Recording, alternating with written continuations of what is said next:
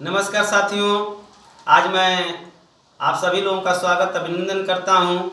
आज का मेरा विषय वस्तु होगा हिंदी वाक्यों को संस्कृत में अनुवाद कैसे करते हैं। आइए कुछ वाक्यों से हम देखते हैं। यहाँ दिया हुआ है, वह विद्यालय जाता है। मान लीजिए यही वाक्य आपको दे दिया गया कि वह विद्यालय जाता है। इस वाक्य का हम संस्कृत में कैसे अनुवाद करेंगे, इसी को हमें देखना, समझना, जानना है। तो पहले हम करते क्या है कि वाक्य जो हमारा दिया हुआ होता है, यह वाक्य किस लकार का है। यह लट लकार का है कि लट लकार का है कि लोट का है कि लिट का है कि लीड का है। कैसे हम पहचानेंगे, कैसे जानेंगे? नियम यह कहता है कि जिस हिंदी वाक्य के अंत में हाय, हूँ, हो आता है, वह हमारा लट लकार अर्थात वर्तमान काल का होता है। यह वाक्य यहाँ से आपका शुरू होता है, यह वाक्य यहाँ से शुरू होता है और यहाँ आकर के आपका समाप्त हो जाता है, खत्म हो जाता है। तो यहाँ से लेकर के यहाँ तक जब खत्म होता है, यहाँ से शुरू होता है और यहाँ खत्म होता है, तो वाक्य के अंत में देखे साथियों, यह है दिया हुआ है। तो जब वाक्य के अंत में है दिया हुआ है और नियम कहता है कि जिस हिंदी वाक्य के अंत में हाय, हूँ, हो आएगा, वह लट लकार वर्तमान काल होगा। तो वाक्य के अंत में जब है आया है तो यह भी हमारा जो है लट लकार ही होगा। तो यह हमारा वाक्य आपका लट लकार हो गया। यहाँ लिख लेंगे लट लकार, आसानी से समझने के लिए कि यह वाक्य हमारा लट लकार है, ताकि अंत में हमें मुश्किल खड़ा नहीं होगा। इसके बाद हम देखते हैं कि वाक्य का हमारा कर्ता कौन है, वाक्य का हमारा कर्म कौन है, वाक्य का क्रिया क्या है। इन्हीं चीजों को हमें ढूंढना है, तब जाकर के हम हिंदी वाक्यों का संस्कृत में अनुवाद कर सकते हैं। जैसे मान लीजिए किन किन वस्तुओं की आवश्यकताएं होती है। हमें कर्ता ढूंढना पड़ता है, हमें कर्म ढूंढना पड़ता है, हमें क्रिया ढूंढना पड़ता है। इसके बाद वचन देखते हैं कि कर्ता किस वचन का है, कर्ता हमारा किस पुरुष का है, यह देखते हैं। अब हमें यह नहीं समझ में आ रहा है कि कर्ता इसको कह लें, इसको कह लें, इसको कह लें। मुश्किल खड़ा हो रही है कि कर्ता आखिर इस वाक्य का कौन होगा। उन परिस्थितियों में साथियों क्या करते हैं कि हम एक प्रश्न करते हैं। प्रश्न क्या करते हैं, ध्यान दीजिए। प्रश्न करते हैं यही कि कौन लगाते हैं। प्रश्न करते हैं कि कौन विद्यालय जाता है, कौन विद्यालय जाता है, कौन विद्यालय जाता है। इसके बाद इसी वाक्य में हम खोजते हैं कि आखिर इस वाक्य में जो विद्यालय है, विद्यालय जाने का कार्य किनके द्वारा होता है और जिनके द्वारा विद्यालय जाने का कार्य होगा वही हमारा कर्ता होगा। अब देखते हैं कि आखिर विद्यालय जाने का कार्य कौन कर रहा है इस वाक्य में। तो देखिए क्या मिल रहा है आपको, विद्यालय जाने का, यानी वह विद्यालय जाता है, तो विद्यालय जाने का काम इनके द्वारा किया जा रहा है, वह के द्वारा जो है विद्यालय। अगर इसको यहाँ पे हम तोप देते हैं, ढक देते हैं और कहें कि विद्यालय जाता है, क्या पता चल रहा है? विद्यालय कौन जाता है? राम जाता है, मोहन जाता है, सोहन जाता है, कोई पशु पक्षी जाता, कौन जा रहा है क्या? इसलिए जो है विद्यालय जाने का यहाँ पे जो है एकदम प्रत्यक्ष दिखाई दे रहा है कि जो विद्यालय जा रहा है वह जाने का काम जो है इस विद्यालय में, यानी विद्यालय में जाने का काम इनके द्वारा किया जा रहा है, वह के द्वारा जो है विद्यालय जाने का काम किया जा रहा है, यानी वही जो है विद्यालय में जाने का काम करता है। तो वह जो है हमारा क्या हो जाएगा, कर्ता हो जाएगा। तो वह जो है हमारा कर्ता हो गया। यह वह यहाँ लिखेंगे, जाने का काम कौन कर रहा है, वह कर रहा है, तो वह हमारा क्या हो गया, कर्ता हो गया। वह जो है हमारा कर्ता होगा। यही वह जो यहाँ मिलेगा यही कर्ता होगा। तो यहाँ पे जो है आप लिख लीजिए कि यह कर्ता हमारा है, यह हमारा वह जो है कर्ता हो गया। इसको मिटा दे रहे हैं, इस समझने के लिए आप लोगों को मैं बताया था। इसको मिटाएंगे और वह जो है हमारा कर्ता होगा, यह हमारा जो है आपका कर्ता है। इसके बाद यह देखते हैं कि कर्ता तो हमने खोज लिया, कर्ता हमारा एक वचन का है कि द्विवचन का है कि बहुवचन का। जैसा कि आपको मैं बताया था कि हमें वचन की भी आवश्यकता होती है, संस्कृत में देखना पड़ता है कि आखिर वह कर्ता एक वचन का है कि द्विवचन का है कि बहुवचन का है। अब मुश्किल ये खड़ा होता है कि आखिर एक वचन का कैसे जानेंगे, कैसे हम जानेंगे कर्ता हमारा द्विवचन का है, कैसे जानेंगे कि हमारा कर्ता जो है बहुवचन का है। ध्यान दीजिए साथियों, जहाँ एक वस्तु का भावबोध होता है वहाँ एक वचन होता है, जहाँ दो वस्तु का भावबोध होता है वहाँ द्विवचन होता है, और जहाँ दो से अधिक वस्तुओं का भावबोध होता है वहाँ बहुवचन होता है। यही देखना है कि वह जो कर्ता हमारा है जो विद्यालय जाता है वह अकेले जाता है कि इनके साथ एक और है, यानी दो लोग हैं कि यहाँ दो से अधिक लोग जा रहे हैं। ऐसा तो नहीं कि यह इनके साथ कोई ऐसा इनका इष्ट मित्र है जो विद्यालय जाने का इनके साथ काम करता है, या बहुत सारे इनके प्रिय मित्र हों जो एक ही साथ में विद्यालय जाने का काम कर रहे हैं। यही देखना है कि अगर एक जाता होगा तो एक वचन, अकेले जाते होंगे तो एक वचन, अगर इनके साथ एक और मिल जाते हैं तो द्विवचन, और इनके साथ दो से अधिक हो जाते हैं तो बहुवचन। तो ऐसे हमें लगता है आपको समझ में आ जाना चाहिए कि इनके द्वारा जो केवल अकेले ही विद्यालय जाने का काम कर रहे हैं, अपने साथ किसी भी सज्जन को जो है विद्यालय जो है अकेले जाने का काम कर रहे हैं। तो यह जो हमारा कर्ता है यह कर्ता है आपका एक वचन का हो गया। कै वचन का हो गया? एक वचन का हो गया। इसके बाद फिर हम ये देखते हैं कि कर्ता जो है हमारा अब प्रथम पुरुष का है कि मध्यम पुरुष का है कि उत्तम पुरुष का। इन्हीं चीजों को हम देखना है, हमको देखना है। अब हमें दुविधा होती है कि आखिर वह जो है हमारा प्रथम पुरुष का है कि वह जो है हमारा मध्यम पुरुष का है कि वह हमारा उत्तम पुरुष का है। कैसे जानेंगे साथियों कि यह हमारा कर्ता हुआ जो है प्रथम पुरुष का है कि मध्यम पुरुष का है कि उत्तम पुरुष का है? कैसे जान पाएंगे? इसको भी जानने के लिए मैं आपको बता रहा हूं कि सतौते, इसको जानने के लिए मैं बता रहा हूं कैसे आप समझ पाएंगे। इतनी आसानी से आप जानेंगे, शायद आप इसको समझ नहीं पाए होंगे, लेकिन आज बड़ी आसानी से आप समझ पाएंगे कि हर एक वाक्य का कोई भी वाक्य है अगर उसमें कर्ता आपको दे दिया गया और पहचान कराया गया कि कर्ता प्रथम पुरुष का है कि मध्यम पुरुष का है कि उत्तम पुरुष का है, आप आसानी से जान जाएंगे, ढूंढ लेंगे। कैसे ढूंढ पाएंगे? इन्हीं को मैं बताने वाला हूं। अब देखिए, जैसे मान लीजिए हम प्रथम पुरुष को बता रहा हूं, ध्यान दीजिएगा। इसमें जो है देखिए यहां आ गया वह, वे सब।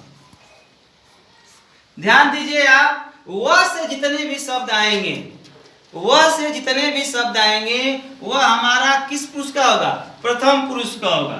अगर वह आ गया, यह वह है, वह आ गया तो भी हमारा प्रथम पुरुष का ही होगा। अगर वह दोनों आ गया तो भी हमारा प्रथम पुरुष का ही होगा। अगर वे सब आ गया, वे सभी आ गया तो भी हमारा प्रथम पुरुष का हो गया। कहने का मेरा भावार्थ है कि वह से जितने भी शब्द आएंगे, या वह आ जाए, चाहे वह दोनों आ जाए, चाहे वे सब आ जाए, वो प्रथम पुरुष का ही होगा। जैसे स, वह का संस्कृत आपका होगा स, इसका आपका हो जाएगा तो, और इसका आपका हो जाएगा ते। आनिस स तो ते अगर आया तो प्रथम पुरुष का होगा। कोई भी नाम अगर आ गया, चाहे वह लड़का का नाम हो, चाहे लड़की का नाम हो, चाहे पुरुष का नाम हो, चाहे स्त्री, यानी किसी का भी नाम आ गया तो भी आपका प्रथम पुरुष का ही होगा। भी आ गया, आप आ गया, आप दोनों आ गए, आप सभी आ गया, वह भी प्रथम पुरुष का ही होगा। यानी जो भी संज्ञा है, संज्ञा प्रथम पुरुष के ही अंतर्गत संस्कृत में आएगी। अब वह ऐसे आसानी समझेंगे तो प्रथम पुरुष में जो है आपका वह दोनों वे सब यानी स तौ ते, कोई भी नाम, कोई भी जगह, कोई भी स्थान, कोई भी वस्तु, संज्ञा या आप दोनों, आप सब, वो प्रथम पुरुष के ही अंतर्गत आते हैं। और मान लीजिए अगर सवाल कोई आपसे कर दिया कि ठीक है आप बताओ कि मध्यम पुरुष कैसे जानोगे, कैसे मित्र मध्यम पुरुष हम समझ पाएंगे। पहले इसको जान लेते हैं, फिर इस वाक्य पर हम आते हैं ताकि आपको समझने में आसानी होगी। अब इसमें होगा आपका तुम, देख लीजिए हिंदी, तू से तू, तुम दोनों और तुम सब या सभी। ध्यान दीजिए, तुम दोनों, तुम सब। तू से इतने भी शब्द आएंगे, तुम दोनों, तुम सब, वो हमारे मध्यम पुरुष के अंतर्गत आ गए। अगर मान लीजिए वाक्य में तू आ गया, यह भी हमारा मध्यम पुरुष में आएगा। अगर यह तुम आ गया, ये भी हमारा मध्यम पुरुष में आएगा। अगर यह तुम दोनों आ गया तो भी मध्यम पुरुष में आएगा, और तुम सब आ गया तो भी ये मध्यम पुरुष में आएगा। तुम दोनों, तुम सब, ये लोग मध्यम पुरुष के ही अंतर्गत आने वाले हैं। तुम का त्वम, युवम। अब मान लीजिए आपके सामने ऐसा आ गया कि कैसे उत्तम पुरुष को समझ पाएंगे। उत्तम पुरुष को पहचानने का अच्छा सा तरीका है,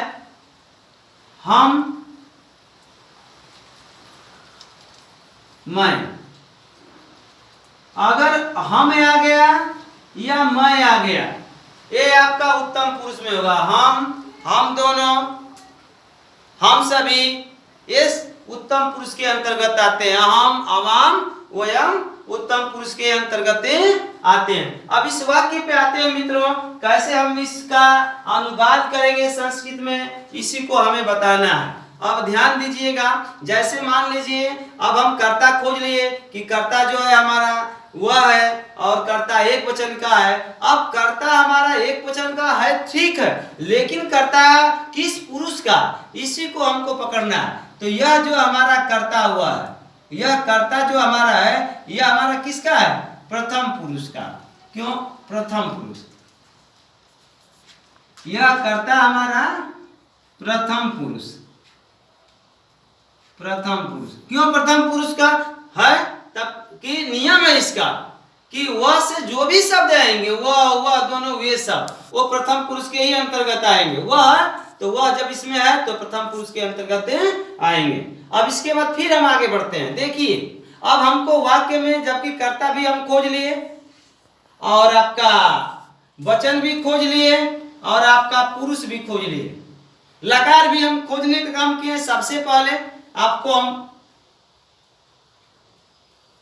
उस वाक्य का लकार कौन था, इनको भी खोज ले। अब बचा क्या है आपका, कर्म हुआ और क्रिया। इन्हीं दोनों को हमें ढूंढना है कि आखिर इस वाक्य का कर्म कौन है, इस वाक्य का क्रिया कौन है, इसी को हमें ढूंढना है। अब देखिए कैसे, अब हमें समझ में नहीं आता है कि कर्ता तो ढूंढ लिए, लेकिन इस वाक्य का कर्म कौन होगा, इस वाक्य का हमारा क्रिया कौन होगा, इसको कर्म कह लें, किसको कह लें, किसको कह लें, किसको कह लें। जब इन परिस्थितियों में आप घिर जाएंगे, आपको समझ में नहीं आएगा कि इस वाक्य का कर्म कौन है। फिर वही फार्मूला आप अपनाइएगा, फिर जो है आप प्रश्न करिएगा और प्रश्न करने के बाद जो उत्तर मिलेगा वही जो है आपका कर्म होगा। इसमें करिएगा क्या कि यहाँ कर्ता को उठा करके रख दीजिएगा और प्रश्न करिएगा कि वह कहाँ जाता है। प्रश्न आप करिए, वह कहाँ जाता है या किसको जाता है, क्या करता है, तो वह कहाँ जाता है। अब आप वह कहाँ जाता है, किसको जाता है, या ऐसा वाक्य आ गया तो आप लगाते हैं कि क्या करता है, तो कहाँ जाता है। अब देखिए कि वह जो जाने का काम कहाँ करता है, वह जाने का काम घर पर करता है कि विद्यालय में जा रहा है कि बाजार में जा रहा है कि किसी शहर में जा रहा है, आखिर कहाँ जा रहा है। जो मिलेगा उत्तर वही आपका कर्म होगा। तो कहाँ जाने का काम कर रहा है, वह जो है कहाँ जाने का काम कर रहा है, विद्यालय जाने का काम कर रहा है। तो उत्तर में हमको मिल गया आपका विद्यालय, विद्यालय मिल गया। तो विद्यालय हमारा क्या हुआ, कर्म हुआ। यहाँ आप इसको कर्म नोट करिए, कर्म हो गया। अब देखिए कि कर्म जो है, कर्म हमारा द्वितीय व्यक्ति में आते हैं। यह देखना है कि कर्म का हमारा एक वचन है, द्वितीय व्यक्ति का एक वचन है, द्विवचन है या बहुवचन है। कर्ता जो है एक विद्यालय में जाता है कि दो विद्यालय में जाता है कि बहुत से विद्यालय में जा रहा है।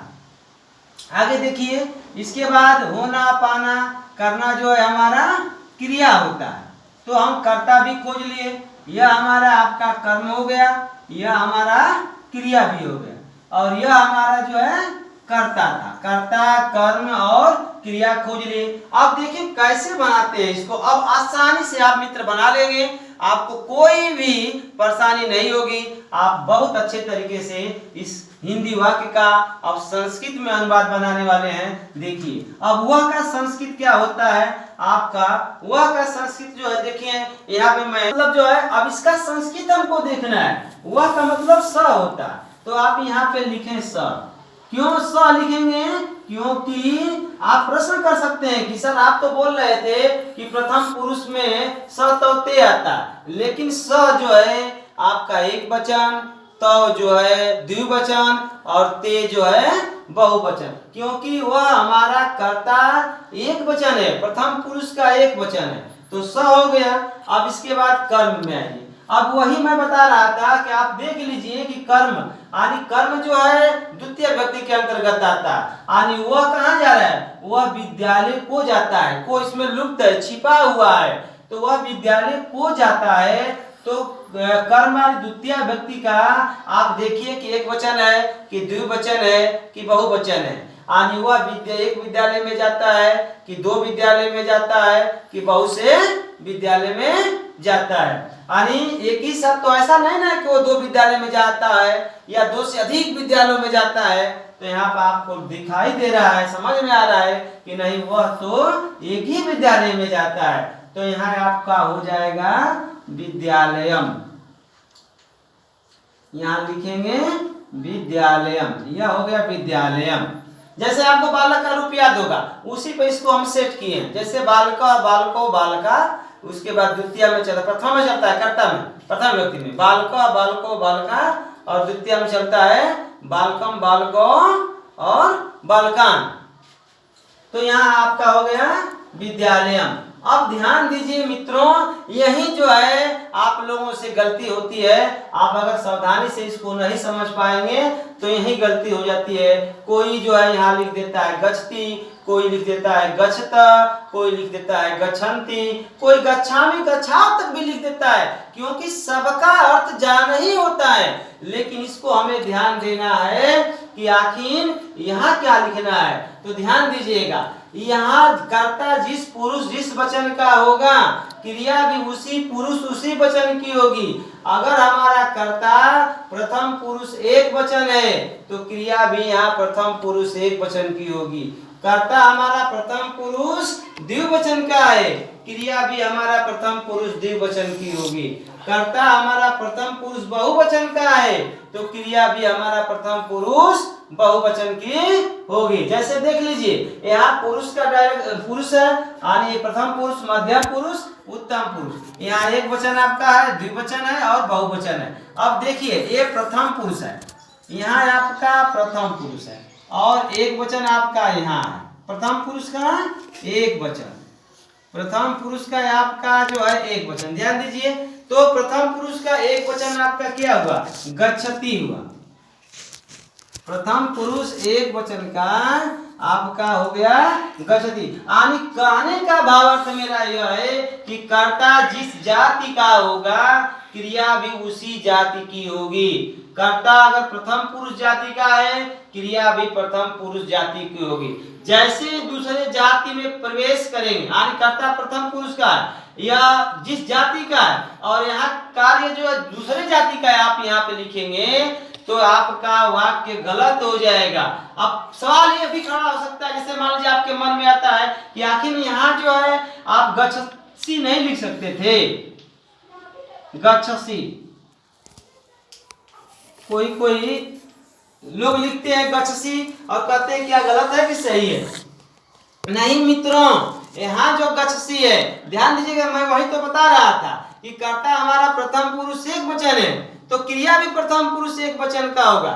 इसका जाति प्रथम पुरुष जाति के हो गए और यह जो है हमारे मध्यम पुरुष जाति के हो गए। तो मध्यम पुरुष का जाति का जैसे ही आप यहाँ पे लिखेंगे तो आपका वाक्य जो है क्या हो जाएगा, गलत हो जाएगा। आप यहाँ पे गच्छसि नहीं लिखेंगे। इसके लिए आपको लिखना होगा क्या जानते हैं? इसके लिए आपको लिखना होगा यहाँ पे त्वम लिखेंगे तो जा करके आपका सही होगा। त्वम लिखेंगे तो जा करके आपका, अब यहाँ तुम गच्छसि तुम जाते हो। इसी तरह से अगर समझने के लिए जैसे मान लीजिए वह दोनों विद्यालय जाते हैं तो यहाँ पर तो होगा और यहाँ पे गच्छति न होके आपका गच्छता हो जाएगा।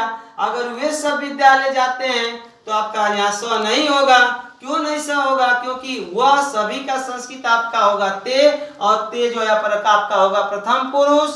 मध्य प्रथम पुरुष का कर्ता आपका क्या हो जाएगा, बहुवचन। तो क्रिया भी प्रथम पुरुष का बहुवचन ही लगेगी।